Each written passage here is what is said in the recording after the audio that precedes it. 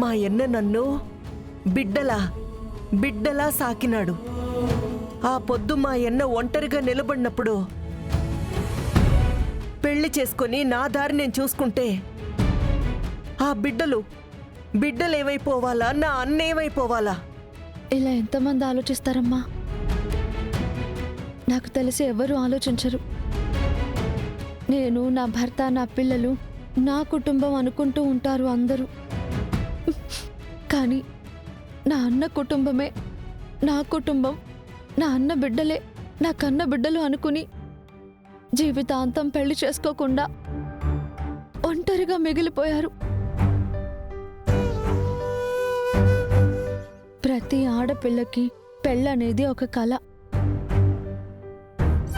ఆ కళని వద్దనుకున్నారు. ప్రతి ఆడది అమ్మతనం కావాలని పరితపిస్తుంది.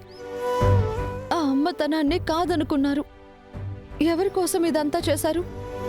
ఈ ఇంటి కోసమే కదా, మీ అన్నయ్య పిల్లల కోసమేగా. సొంత వాళ్ల మధ్యనే స్వార్థాలు ఏర్పడి ఉమ్మడి కుటుంబాలే ముక్కలైపోతున్న రోజుల్లో నా అన్న బాగుండాలి, నా అన్న బిడ్డలు బాగుండాలి అని వారి కోసమే బ్రతుకుతున్నారు. మీ కడుపున పుట్టకపోయినా మీ కన్న బిడ్డలుగా పెరిగినందుకు నిజంగా వాళ్ళ జన్మ ధన్యమమ్మా. అన్న చెల్లెల అనుబంధానికి అర్థాలు మారిపోతున్న రోజుల్లో ఏ చెల్లెలు అన్న కోసం అత్తంటి గడప వద్దనుకుంటుంది?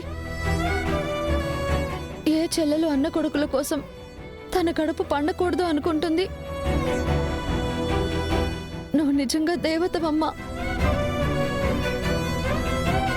ఇంతకాలం మీ గొప్పతనం నాకు అర్థం కాలేదు. కానీ మావయ్య గారు మీ గురించి చెప్పిన తర్వాత మీలాంటి గొప్ప దేవతని అమ్మా అని పిలిచే అదృష్టం నాకు కలిగినందుకు నిజంగా నాకు చాలా సంతోషంగా ఉందమ్మా.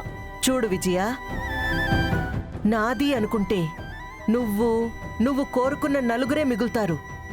మనది అనుకుంటే మన ఇల్లే కాదు, మన ఊరు కూడా మనదవుతాది.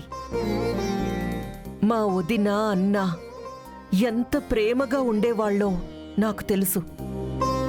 మా వదిన బిడ్డల్ని ఎంత ప్రేమగా చూసుకునేటిదో నాకు తెలుసు.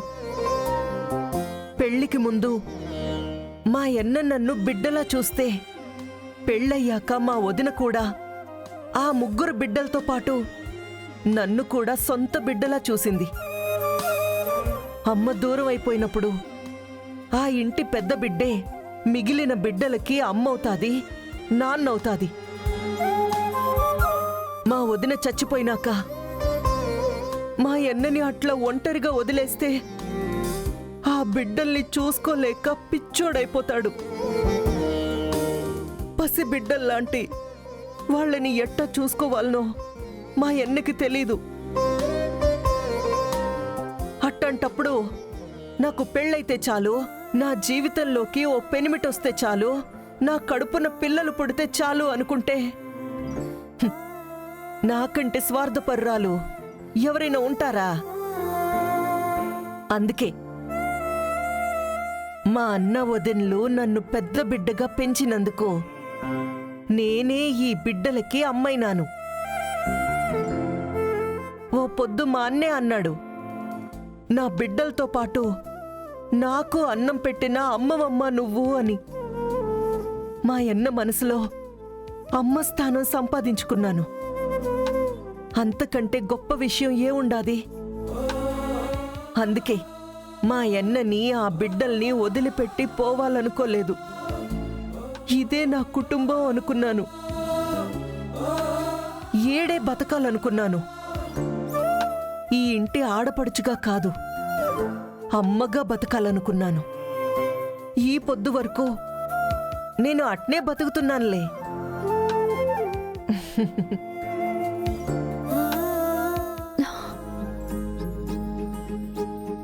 మిమ్మల్ని చూస్తూ ఉంటే నాకు అమ్మ కాదు,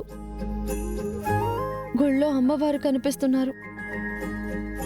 కానీ కానీ అమ్మవారు కూడా గుడికొచ్చిన అందరినీ కరుణించదు. కష్టాలు పెడుతుంది, పరీక్షలు పెడుతుంది. కానీ మీరు ఆ బిడ్డలకు ఏ చిన్న కష్టం రానివ్వలేదు.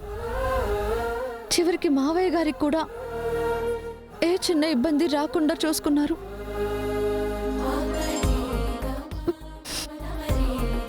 నిజంగా నేను అన్న దాంట్లో తప్పే లేదమ్మా. ఒకప్పుడు మిమ్మల్ని బిడ్డలా చూసుకున్నారేమో, కానీ ఆయన జీవితంలో సగం వెళ్ళిపోయినప్పుడు, అమ్మ ప్రేమకు వాళ్ళు ముగ్గురు దూరమైనప్పుడు మావయ్య గారిని, బావగారిని, చిరంజీవిని, వరుణ్ణి అంతమందిని తల్లిలా చూసుకున్నారే. నిజంగా దేవతలు కూడా మీకంటే గొప్పగా ఉండరమ్మా. గుడికి వెళ్ళి అమ్మవారికి దండం పెట్టుకోవాల్సిన అవసరం లేదు. పొద్దున్నే లేచి ఈ అమ్మ కాళ్ళకి దండం పెట్టుకుంటే చాలమ్మా.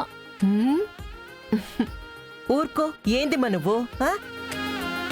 నేనేమో అంత గొప్ప పని చేసినట్టు మాట్లాడుతుండావు. ఆ ఎన్నకి చెల్లెల్ని, ఆయన తర్వాతే కదా ఎవరైనా. నన్ను ప్రాణంలో పెంచుకున్న మా అన్నని ఒంటరిగా వదిలేసి, బిడ్డల్ని అనాథల్ని చేసి నేను ఇంకో ఇంటికి పోయి సంతోషంగా ఉంటానా ఏంది? అందుకే నా సంతోషం ఎక్కడుండాదో ఆడ్నే ఉండిపోయినాను. నా అల్లుళ్ళకి అమ్మలా నిలబడిపోయినాను.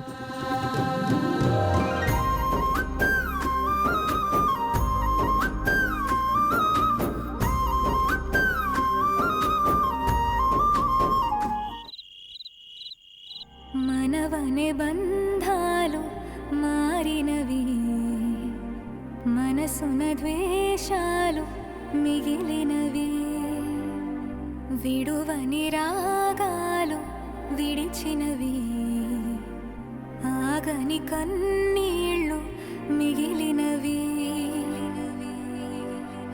ఏంటండి అలా చూస్తున్నారు? ఏం లేదు దుర్గా. మరువదు మనసే చెప్పండి.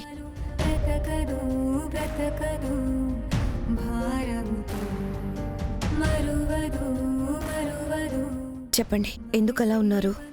ఒకప్పుడు నీకు నా మీద ప్రేమ లేదేమో అనుకుని విడాకులు తీసుకొని విడిపోదాం అనుకుని నిన్ను చాలా బాధ పెట్టాను. కానీ నా మీద నీకెంత ప్రేమ ఉందనేది కళ్ళకి కట్టినట్టు ఈ మధ్య కనిపిస్తోంది. ఇప్పటివరకు నిన్నేమన్నా బాధ పెట్టుంటే అదంతా మనసులో పెట్టుకోవద్దు దుర్గా.